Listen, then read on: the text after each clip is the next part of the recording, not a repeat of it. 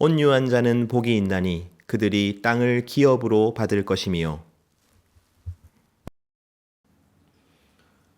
우리는 누가 행전의 렌즈로서 팔복을 살펴보고 있습니다. 우리가 나누는 팔복은 중요한 전제가 있습니다. 팔복이란 구원받은 사람이 이 땅에서 누리는 부가적인 복이 아니라는 것이죠. 팔복이 총체적인 구원입니다. 우리는 예수님을 믿음으로 말미암아 자신의 죄를 사함받고 구원을 받습니다. 하지만 구원이란 절대 죄사함 하나의 복에서 끝나지 않습니다. 구원이란 나의 내면을 바꾸어냅니다. 그래서 반드시 환대와 복음 전파의 삶을 살아가게 만드는 것이죠. 그래서 구원이란 팔복 전체를 말하는 것입니다.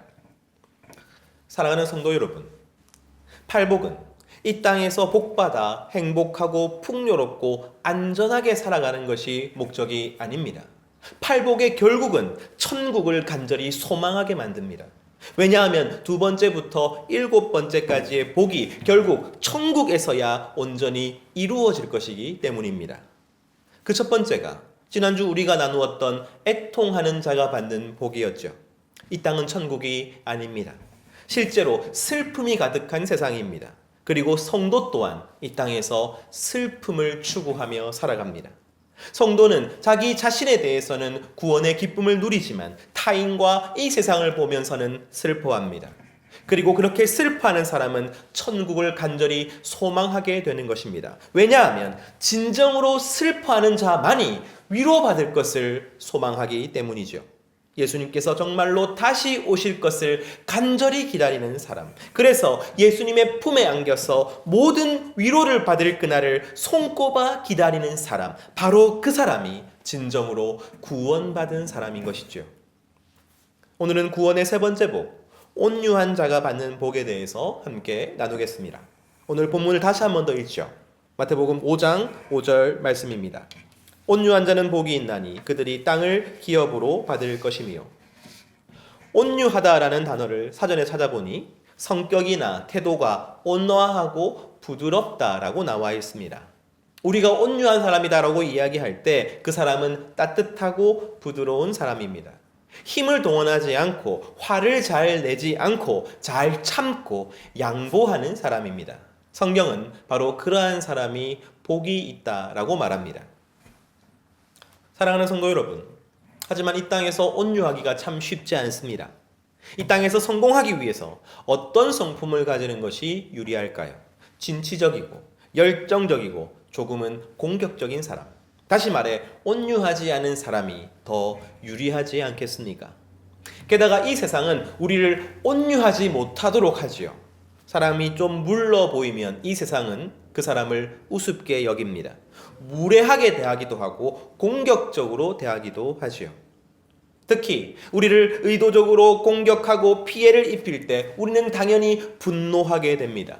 여러분, 우리 삶에 있어서 짜증나게 만들고 얼굴을 붉히게 만들고 목소리를 높일 때는 언제입니까? 내 마음에 분노가 일어날 때는 언제입니까? 하나님은 바로 그때 아무 힘도 없는 것처럼 참으라고 하십니다. 힘이 있어도 용서하라고 하십니다. 힘을 동원하지 않고 되갚아주지 말라고 하십니다. 어느 순간에도 화내거나 얼굴 붉히거나 소리를 높이지 말라고 하십니다. 속으로도 미워하거나 멀리하지 말라고 하십니다. 바로 이것이 온유함입니다. 여러분, 이렇게 산다는 것은 너무 손해보고 사는 것이 아닌가요? 너무 어려운 일이 아닙니까? 왜 성도라는 이유로 이렇게 힘들게 살아야 하는 것일까요? 우리가 온유해야 하는 이유가 어디에 있습니까? 사랑하는 성도 여러분, 그 이유를 말씀드리겠습니다. 온유함이라고 번역된 이 헬라어는 처음부터 온화하고 부드럽고 잘 참는 것을 의미한 것이 아닙니다. 오히려 이 단어는 힘 있는 동물을 가리킵니다. 예를 들어 야생마 같은 동물이죠. 사납고 힘차고 제어할 수 없는 힘이 야생마에게 철철 넘칩니다. 그런데 이 야생마를 어떤 사람이 잡아서 길들인 것이죠. 그래서 마침내 이 야생마는 어떤 상황에서도 주인의 명령에 완전히 순종하게 되었습니다. 심지어 이 말은 치열한 싸움이 벌어지는 전쟁터에서도 놀라거나 제멋대로 행동하지 않고 오직 주인의 뜻에 따라서만 움직이게 되었습니다. 바로 이러한 말에게 주인은 온유하다라고 말하는 것이죠. 원래 온유하다라는 이 단어의 의미는 완전히 길들여져서 주인의 지시에 철저히 복종하는 것을 말합니다. 말의 입에는 재갈이 물려져 있습니다. 그리고 그 재갈에는 곱비가 연결되어 있습니다. 그리고 그 곱비를 주인이 쥐고 있습니다. 말은 오직 그 주인에게만 집중합니다. 주인의 말만 따릅니다. 주인이 오른쪽으로 곱비를 틀면 오른쪽에 장애물이 있거나 절벽이 있거나 총칼이 있어도 그곳으로 가는 것입니다. 내 생각, 내 판단, 내 느낌이 중요한 것이 아니라 오직 주인만이 중요한 것이죠. 바로 그때 온유하다라고 말하는 것입니다. 사랑하는 성도 여러분, 복음서에서 예수님의 온유하심을 언급한 말씀들은 모두 다 짐을 지는 짐승의 이미지를 가지고 옵니다. 마태복음 21장 5절 말씀입니다. 시온의 딸에게 이르기를 내 왕이 내게 임하나니 그는 겸손하여 나귀 곧 멍에 매는 짐승의 새끼를 탔도다 하라 하였느니라. 예수님께서 예루살렘에 입성하시면서 나귀, 멍에를 매는 짐승을 타십니다. 바로 그때 스스로를 겸손하다라고 말씀하시죠. 이 겸손이라는 단어가 온유와 똑같은 단어입니다. 그러니까 예수님은 지금 멍에를 매는 짐승과 자신을 동일시하고 계십니다. 바로 그것이 온유인 것이죠. 마태복음 11장 28절에서 30절 말씀입니다. 수고하고 무거운 짐진 자들아 다 내게로 오라. 내가 너희를 쉬게 하리라. 나는 마음이 온유하고 겸손하니 나의 멍에를 메고 내게 배우라. 그리하면 너희 마음이 쉼을 얻으리니 이는 내 멍에는 쉽고 내 짐은 가벼움이라 하시니라.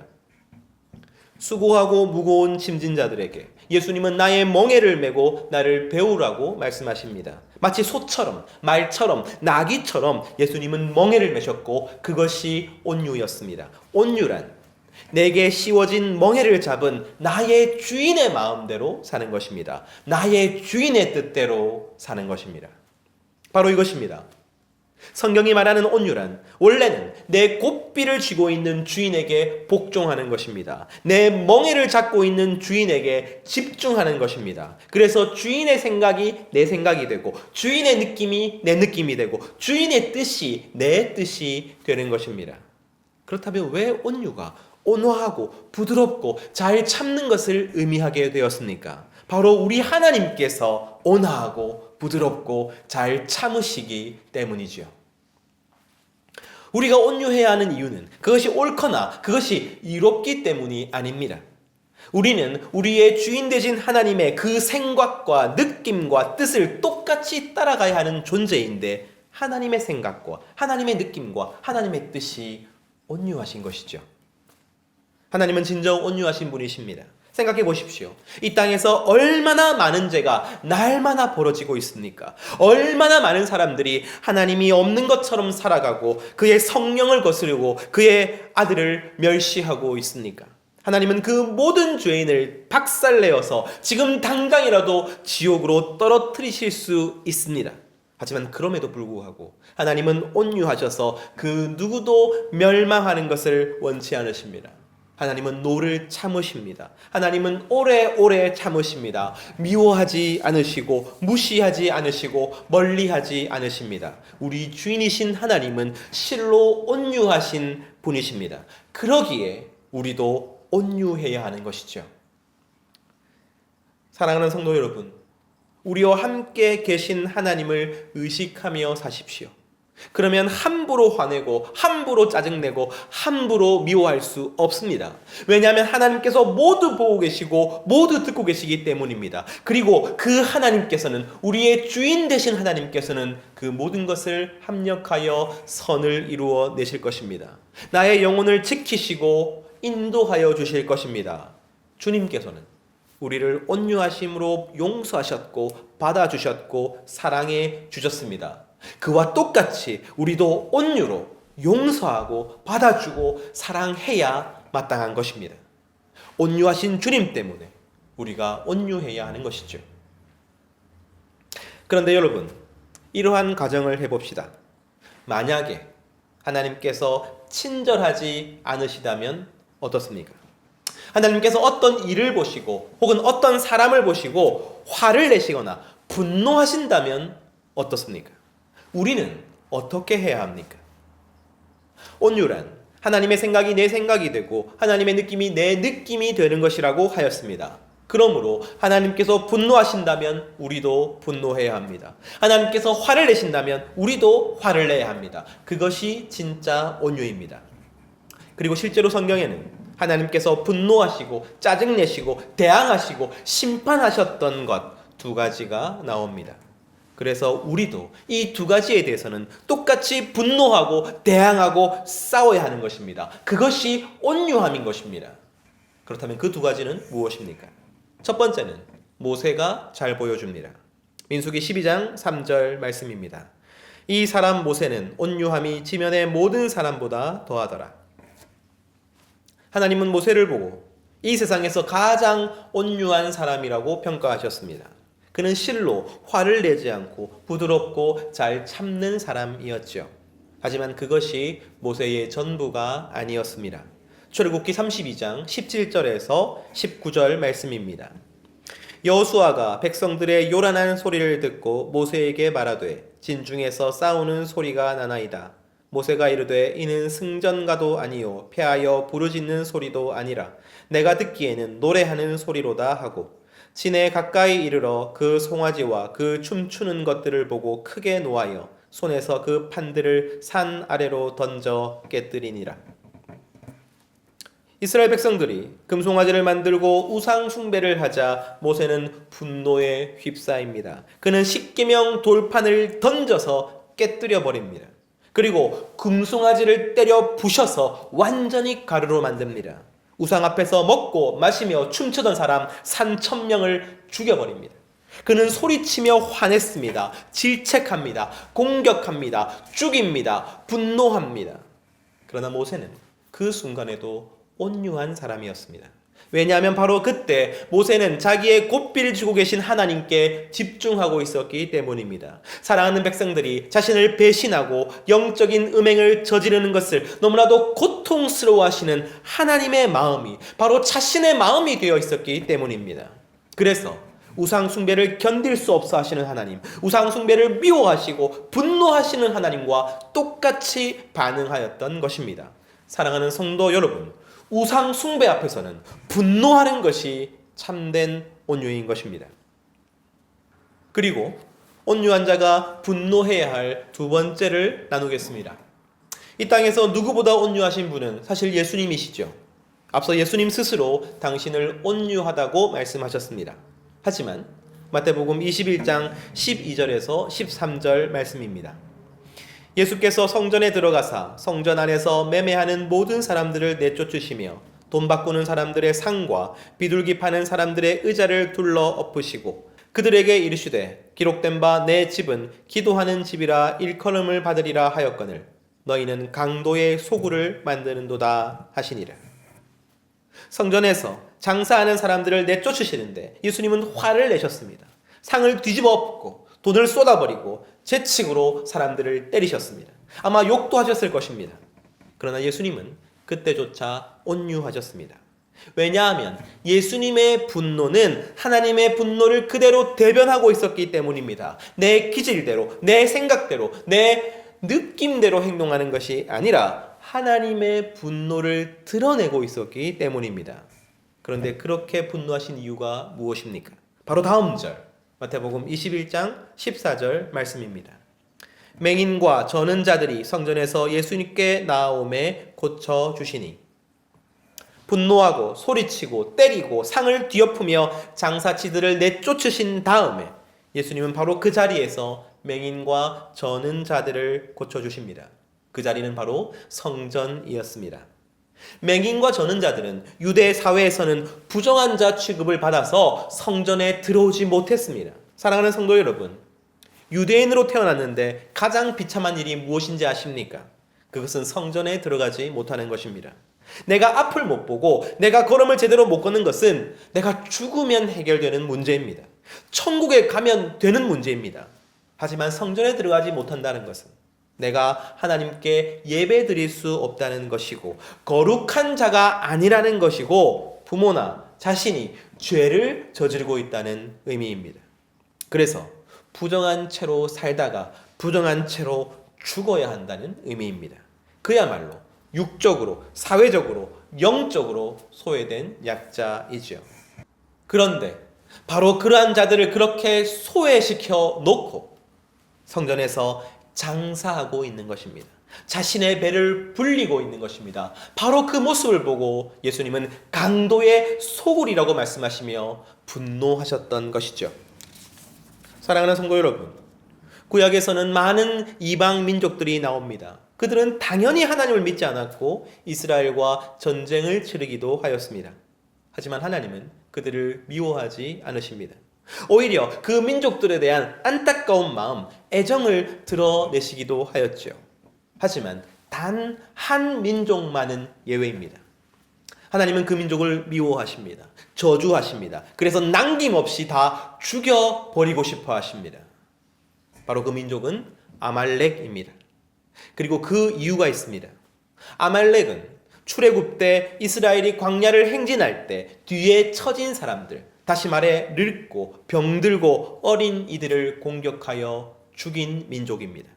그리고 하나님은 그렇게 약자들을 괴롭게 하는 행위를 보고 분노하셨습니다. 그리고 하나님은 똑같은 분노를 이스라엘 백성들이 가지기를 원하셨습니다. 약자들을 괴롭히는 일, 소외된 이들이 고통받는 일, 바로 그것이 하나님께서 분노하시는 일인 것이죠.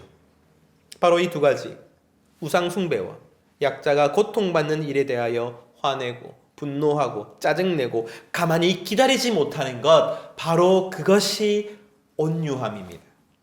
나와 관련된 모든 것은 여러분 참고 이해하고 손해보고 품어줍니다. 왜냐하면 나는 구원받았기 때문입니다. 나는 예수님과 함께 있기 때문입니다. 하지만 우상 숭배 앞에서는, 약자들이 고통받는 일 앞에서는 견딜 수 없는 강렬한 감정 가운데 있어야 하는 것이죠. 바로 이것이 구원받은 자의 온유함입니다. 성도는 우상 숭배하는 영혼에 대해서, 하나님께 드려야 할 마땅한 영광을 다른 존재에게 바치는 영혼에 대해서 가만히 있을 수 없습니다. 그의 내면에 격동이 일어나기 때문입니다. 때로는 분노가, 때로는 슬픔이, 때로는 안타까움이 일어납니다. 그래서 그는 복음 전파를 하지 않을 수 없는 것입니다. 복음을 전하고 가르칠 수밖에 없는 것입니다. 또한 성도는 가난하고 고립되고 차별받는 영혼들을 보며 억압받고 공격받는 약자들을 보며 동일하게 내면의 격동을 느낍니다. 답답하고 화가 나고 슬픕니다. 그래서 그는 환대하지 않을 수 없는 것입니다. 그들 곁에서 그들의 편이 되어주고 친구가 되어줍니다. 광장에 나가서 소리라도 지르고 글이라도 쓰고 자신이 그들과 함께 있음을 알릴 수밖에 없는 것이죠. 바로 그것이 진정으로 온유한 사람입니다. 사랑하는 성도 여러분, 하나님께 곱비가 쥐어서 오직 하나님의 생각이 내 생각이 되고 하나님의 마음이 내 마음이 되는 사람, 바로 그 사람에게 주어지는 축복은 땅의 축복입니다. 그런데 이 땅은 그냥 평범한 땅이 아닙니다. 돈이 잘 벌리는 땅, 목이 좋은 땅이 아닙니다. 본문의 땅은 헬라어 원문 그대로 풀자면 그 땅입니다. 그 땅이란 출애굽한 이스라엘 백성들이 받았던 그 가나안 땅과 같은 땅이에요. 구약에서 땅이란 단순히 물질을 이야기하지 않습니다. 땅이란 통치권을 말합니다. 나라를 말합니다. 그래서 그 땅은 하나님께서 다스리시는 땅입니다. 하나님께서 주인 되시고 하나님의 정의와 공의가 살아있는 땅입니다. 하나님의 통치가 온전히 임하는 땅, 바로 그 땅이 온유한 자가 받는 땅입니다. 그 땅에는 여호와를 아는 지식이 삶에 충만하여 해됨도 없고 눈물도 없습니다. 그 땅에는 경쟁에 지쳐 자살하는 청소년도 없고 자신의 꿈을 펼칠 일터를 찾지 못해 낙심하는 청년도 없습니다. 그 땅에는 인생의 노년에 외롭게 생을 마감하는 노인들도, 자신의 가치에 대해 의심하고 낙심하는 영혼도 없습니다.